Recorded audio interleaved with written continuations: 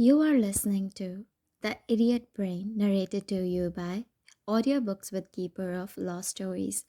Please subscribe to this channel for more such informative and educational audiobooks. This audiobook is solely filmed for the educational purposes, and all the copyrights as well as the credits for this book belong to the writer and the publisher. Thank you. To sleep, perchance to dream, or spasm, or suffocate, or sleepwalk. The brain and the complicated properties of sleep. Sleep involves doing literally nothing, lying down and not being conscious. How complicated could it possibly be? Very. Sleep, the actual workings of sleep, how it happens and what's going on during it, is something people don't really think about that often. Logically, it's very hard to think about sleep while it's happening. What with the whole being unconscious thing? This is a shame because it's baffled many scientists, and if more people thought about it, we might be able to figure it out faster. To clarify, we still don't know the purpose of sleep. It's been observed in almost every other type of animal, even the simplest kinds like nematodes, a basic and common parasitic flatworm. Some animals, such as jellyfish and sponges, don't show any sign of sleeping, but they don't even have brains, so you can't trust them to do much of anything. But sleep, or at least some regular period of inactivity, is seen in a wide variety of radically different species. Clearly, it's important. With deep evolutionary origins, aquatic mammals have evolved methods of sleeping with only half the brain at a time because if they slept fully, they would stop swimming, sink, and drown. Sleep is important as it outranks not drowning, and yet we don't know why. There are many existing theories, such as healing. Rats deprived of sleep have been shown to recover much more slowly from wounds and generally don't live nearly as long as rats that get sufficient sleep. An alternative theory is that sleep reduces the signal strength of weak neurological connections to make them easier to remove. Another is sleep facilitates reduction of negative emotions.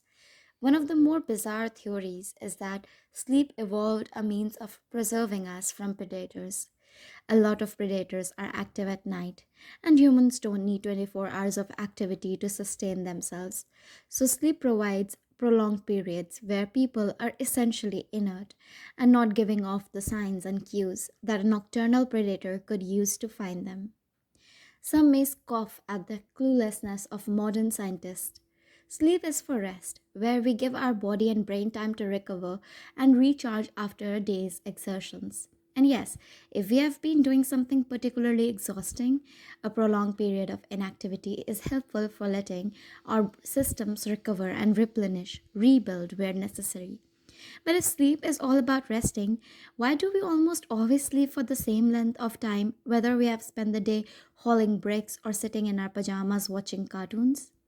Surely both activities don't require equivalent recuperation time, and metabolic activity of the body during sleep lowers by only 5% to 10%. This is only slightly relaxing, like dropping from 50 mph to 45 mph while driving, because their smoke coming from the engine is only slightly helpful. Exhaustion doesn't dictate our sleep patterns, which is why people seldom just fall asleep while running a marathon. Rather, the timing and duration of sleep is determined by our body's circadian rhythms, set by specific internal mechanisms. There is a pineal gland in the brain that regulates our sleep pattern via secretion of the hormone known as melatonin, which makes us relaxed and sleepy. The pineal gland responds to the light levels.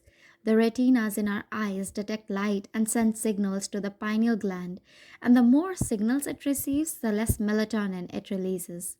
The melatonin levels in our body rise gradually throughout the day and increase more rapidly when the sun goes down. Hence, our circadian rhythms are linked to daylight hours, so we are usually alert in the morning and tired at night. This is the mechanism being jet lag. Traveling to another time zone means you are experiencing a completely different schedule of daylight. So you may be experiencing 11 a.m. levels of daylight when your brain thinks it's 8 p.m. Our sleep cycles are very precisely attuned, and this throwing off of our melatonin levels disrupts them. And it's harder to catch up on sleep than you'd think. Your brain and body are tied to the circadian rhythm, so it's difficult to force sleep at a time when it's not expected. A few days of new light schedule and the rhythms are effectively reset.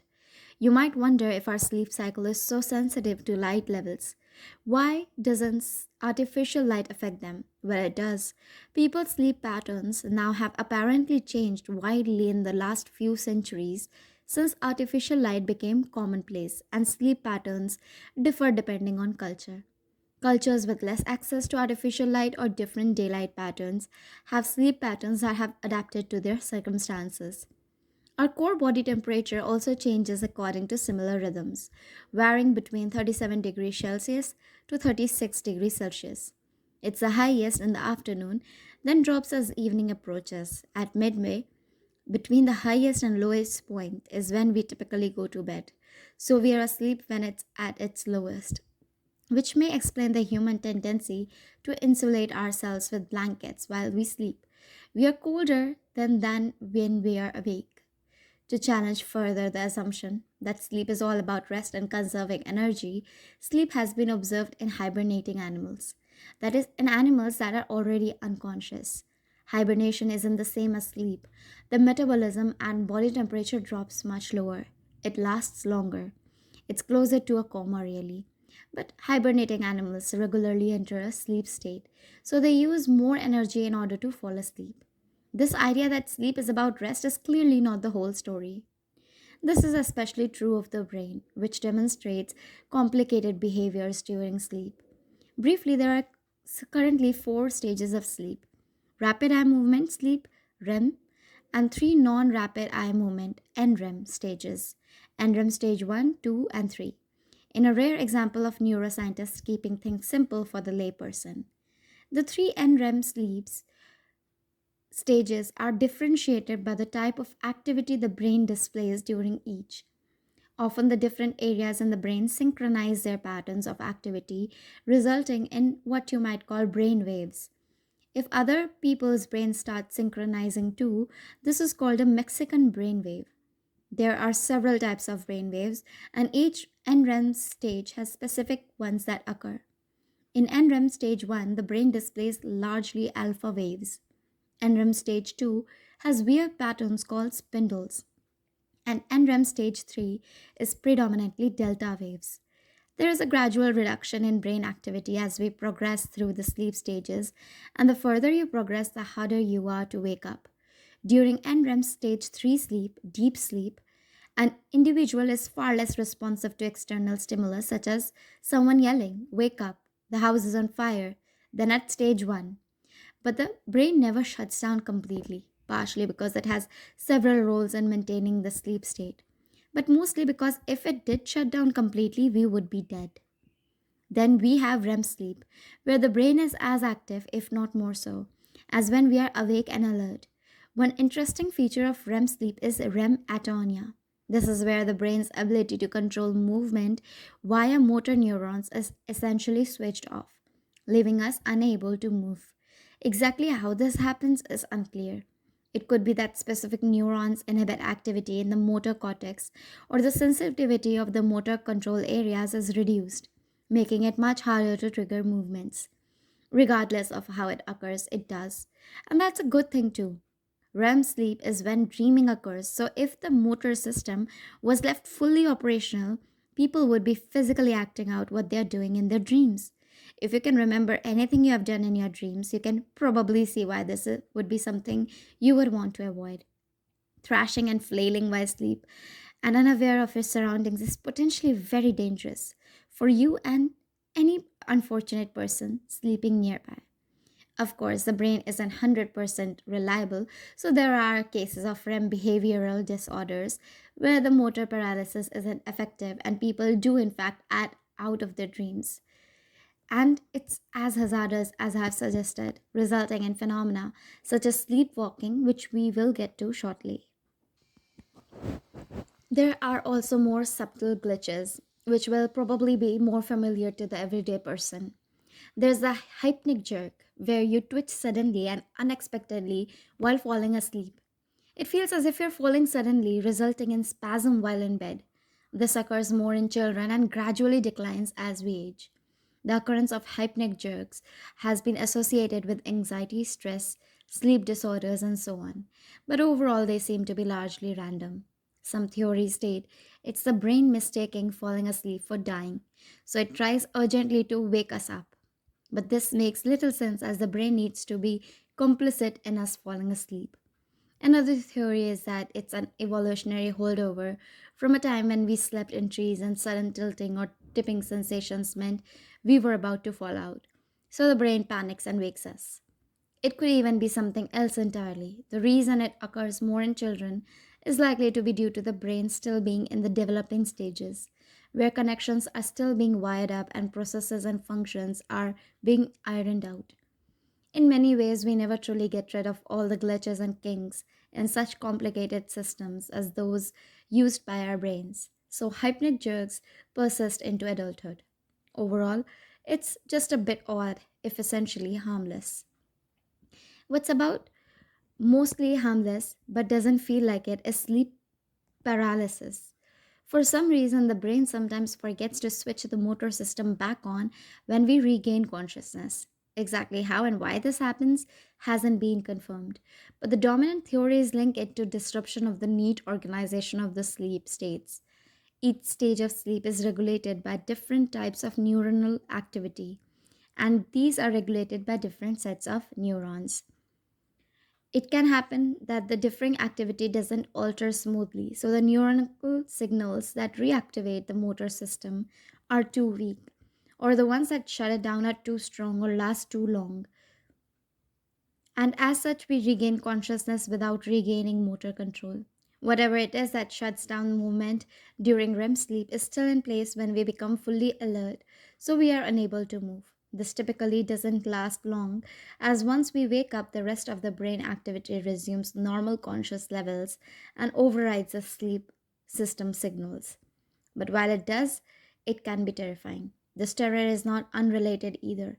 The helplessness and vulnerability of sleep paralysis triggers a powerful fear response. This mechanism of this will be discussed in the next section, but it can be intense enough to trigger hallucinations of danger, giving rise to feelings of another presence in the room. And this is believed to be the root cause of alien abduction fantasies and the legend of the succubus. Most people who experience sleep paralysis do so only briefly and very rarely, but in some, it can be a chronic and persistent concern. It has been linked to depression and similar disorders, suggesting some underlying issue with brain processing. Even more complex, but likely to be related to sleep paralysis, is the occurrence of sleepwalking. This has also been traced to the system that shuts off motor control of the brain during sleep, except now it's a reverse, that the system isn't powerful or coordinated enough. Sleepwalking is more common in children, leading scientists to theorize sleepwalking is due to motor inhibition system being not yet fully developed. Some studies point to hints of underdevelopment in the central nervous system as a likely cause. Sleepwalking has been observed as heritable and more common in certain families, suggesting that a genetic component might underlie the central nervous system immaturity. But sleepwalking can also occur in adults under the influence of stress, alcohol, medications, and so forth, any or all of which might also affect this motor inhibition system. Some scientists argue that sleepwalking is a variation or expression of epilepsy, which of course is a result of uncontrolled or chaotic brain activity, which seems logical in this instance. However, it's expressed, it's invariably alarming when the brain gets asleep and motor control functions mixed up.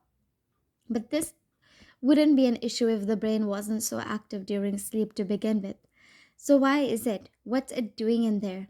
The high active REM sleep stage has a number of possible roles. One of the main ones involve memory. One persistent theory is that during REM sleep, the brain is reinforcing and organizing and maintaining our memories. Old memories are connected to new memories. New memories are activated to help reinforce them and make them more accessible. Very old memories are stimulated to make sure the connections to them aren't lost entirely, and so on. This process takes place during sleep, possibly because there is no external information coming into the brain to confuse or complicate matters. You never come across roads being resurfaced while cars are still going over them, and the same logic applies here. But the activation and maintenance of the memories causes them to be effectively relieved.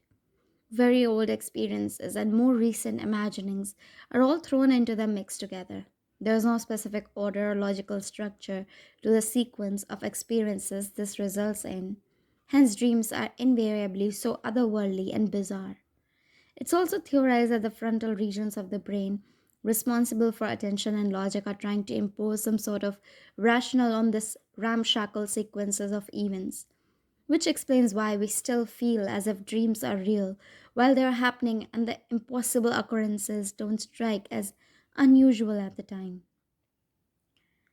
Despite the wild and unpredictable nature of dreams, certain dreams can be recurring, and these are usually associated with some issue or problem.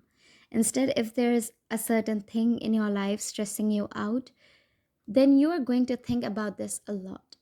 As a result, you'll have a lot of new memories about it that need to be organized, so will occur more in dreams. So it crops up more often, and you end up regularly dreaming about burning down a publisher's office. Another theory about REM sleep is that it's especially important for small children as it aids neurological development, going beyond just memories and storing up and reinforcing all the connections in the brain.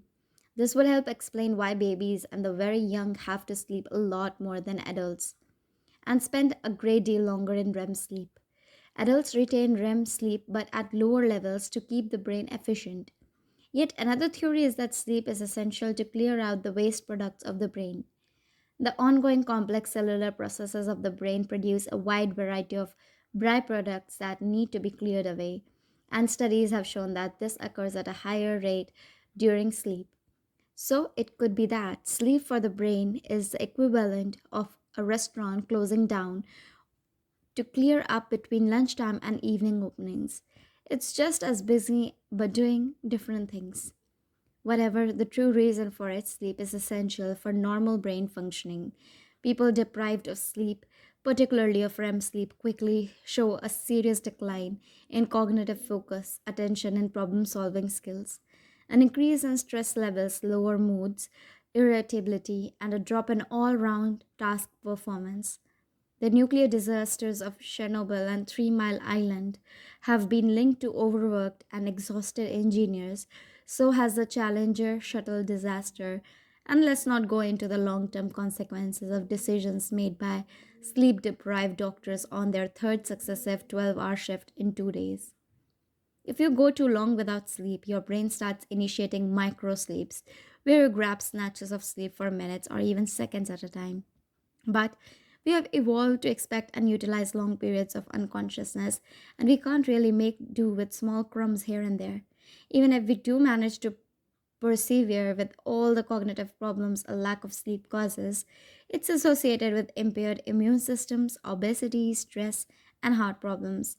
So if you happen to nod off while reading this book, it's not boring, it's medicinal. It's either an old dressing gown or a bloodthirsty axe murder. The brain and the fight or flight response. As living, breathing humans, our survival depends on our biological requirements sleeping, eating, moving, being met. But these aren't the only things essential to our existence. There are plenty of dangers lurking in the wider world, just waiting for the opportunity to snuff us out. Luckily, millions of years of evolution have equipped us with a sophisticated and reliable system of defensive measures in order to respond to any potential threat, coordinated with admirable speed and efficiency by our marvelous brains. We even have an emotion dedicated to recognizing and focusing on threats, fear. One downside of this is that our brains have an inherent better safe than sorry approach. That means we regularly experience fear in situations where it's not really warranted. Most people can relate to this. Maybe you were lying awake in a dark bedroom when the shadows on the wall started looking less like the branches of the dead tree outside and more like the outstretched skeletal arms of some hideous monster. Then you see the hooded figure by the door. It's clearly the axe murderer your friend told you about. So obviously, you collapse into terrified panic. The axe murderer doesn't move though. He can't. Because he's not an axe murderer, he's a dressing gown. The one you hung up on the bedroom door earlier.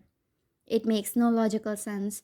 So, why on earth do we have such powerful fear reactions to things that are clearly utterly harmless? Our brains, however, aren't convinced of this harmlessness. We could all live in sterilized bubbles with every sharp edge smoothed down, but as far as the brain is concerned, death could come leaping out of the nearest bush at any point. To our brains, daily life is like tightrope walking over a vast pit full of furious honey badgers and broken glass. One wrong move and you will end up as a gruesome mess in temporary but exquisite pain. Such a tendency is understandable. Humans evolved in a hostile, wild environment with dangers at every turn. Those humans who developed a healthy paranoia and jumped at shadows survived long enough to pass on their genes. As a result, when presented with any conceivable environment, threat, or danger, the modern human has a suite of response mechanisms providing a reflex that enables them to deal better with said threat. And this reflex is still very much alive and kicking. This reflex is the fight or flight response, which is a great name as it concisely but accurately describes its functions. When presented with threat, people can either fight or run away. The fight or flight response starts in the brain as you would expect. Information from the senses reaches the brain and enters the thalamus, which is basically a central hub for the brain. If the brain were a city, the thalamus would be like the main station where everything arrives before being sent to where it needs to be. The thalamus connects to both the advanced conscious parts of the brain in the cortex and the more primitive reptile regions in the midbrain and brainstem. It's an important area. Sometimes the sensory information that reaches the thalamus is worrying. It might be unfamiliar or familiar but worrying in context. If you're lost in the woods and you hear a growl that's unfamiliar, if you're home alone and you hear footsteps upstairs, that's familiar but in a bad way. In either case, the sensory information reporting this is tagged this isn't good. In the cortex, where it's processed further, the more analytical part of the brain looks at the information and wonders, is this something to worry about? While checking the memory to see if anything similar has occurred before. If there's not enough information to determine whatever we are experiencing is safe, it can trigger the fight or flight response. However, as well as the cortex, the sensory information is relayed to amygdala, the part of the brain responsible for strong emotional processing and fear in particular. The amygdala doesn't do subtlety. It senses something might be amiss and initiates a red alert straight away, a response far faster than the more complex analysis in the cortex could ever hope to be. This is why a scary sensation like a balloon popping unexpectedly produces a fear response almost instantly before you can process it enough to realize it's harmless. The hypothalamus is then signaled. This is the region right under the thalamus and is largely responsible for making things happen in the body. To extend my earlier metaphor, if the thalamus is the station, the hypothalamus is the taxi rank outside it, taking important things into the city where they get stuff done. One of the roles of the hypothalamus is triggering the fight or flight response. It does this by getting the sympathetic nervous system to put the body effectively at battle stations. At this point, you may be wondering, what's the symptomatic nervous system? Good question. The nervous system, the network of nerves and neurons spread throughout the body, allows the brain to control the body and the body to communicate with and influence the brain. The central nervous system, the brain and the spinal cord, is where the big decisions are made, and as such, these areas are protected by a sturdy layer of bone. But many major nerves branch out from these structures, dividing and spreading further until they innervate the rest of the body. These far reaching nerves and branches outside the brain and spinal cord are referred to as the peripheral nervous system. The peripheral nervous system has two components. There is the somatic nervous system, also known as the voluntary nervous system, which links the brain to our musculoskeletal system to allow conscious movement. There's also the autonomic nervous system, which controls all the unconscious processes that keep us functioning, so is largely linked to internal organs. But just to make it more complicated, the autonomic nervous system also has two components, the sympathetic and parasympathetic nervous systems. The parasympathetic nervous system is responsible for maintaining the more calm processes of the body, such as gradual digestion after meals or regulating the expulsion of waste. If someone were to make a sitcom starring the different parts of the human body, the parasympathetic nervous system would be the laid back character, telling people to chill out while rarely getting off the couch. In contrast, the sympathetic nervous system is incredibly highly strung. It would be the twitchy, paranoid one constantly wrapping itself in tinfoil and ranting about the CIA to anyone who will listen. The sympathetic nervous system is often labeled the fight or flight system because it's what causes the various responses the body employs to deal with threats. The sympathetic nervous system dilates our pupils to ensure more light enters our eyes so we can better spot dangers. It increases the heart rate while sending blood away from peripheral areas and non essential organs and systems and towards the muscles to ensure that we have as much energy as possible for running or fighting. The sympathetic system and parasympathetic systems are constantly active and usually balanced each other and ensure normal functioning of our bodily systems. But in times of emergency, the sympathetic nervous system takes over and adapts the body for fighting or flying.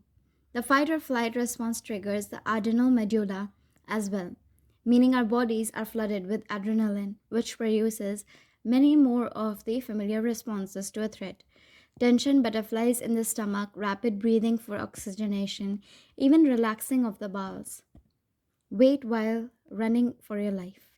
Our awareness is also turned up, making us extra sensitive to potential dangers, reducing our ability to concentrate on any minor issues we were dealing with before the scary thing happened. This is the result of both the brain being alert to danger anyway and by the adrenaline suddenly hitting it, enhancing some forms of activity and limiting others. The brain's emotional processing also steps up a gear, largely because the amygdala is involved. If we are dealing with a threat, we need to be motivated to take it on or get away from it ASAP. So we rapidly become intensely fearful or angry, providing further focus and ensuring we don't waste time with tedious reasoning.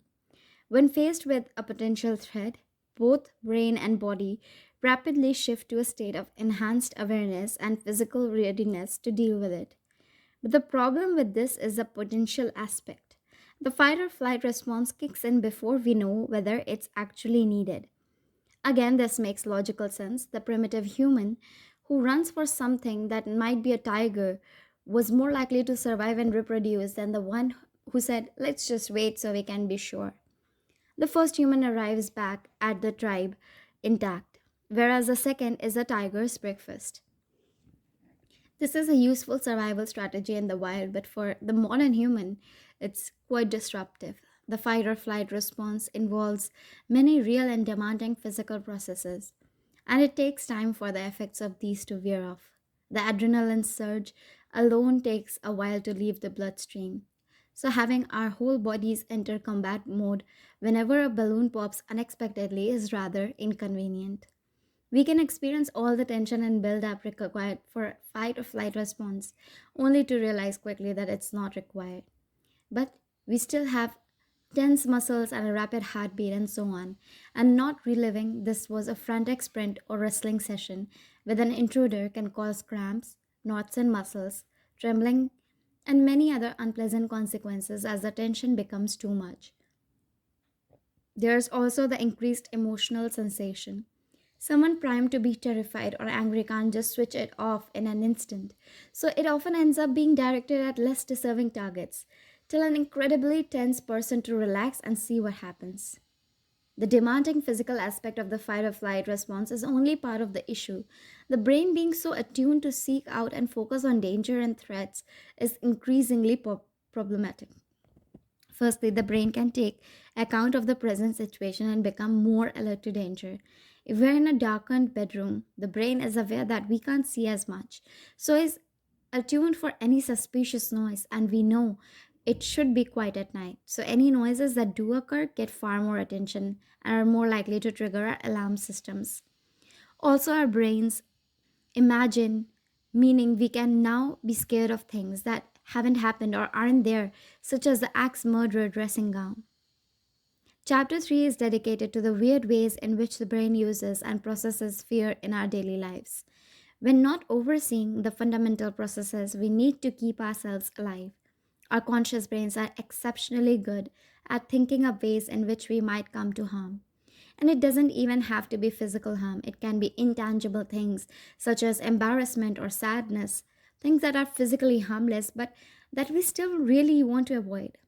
So the mere possibility is enough to set off our fight or flight response.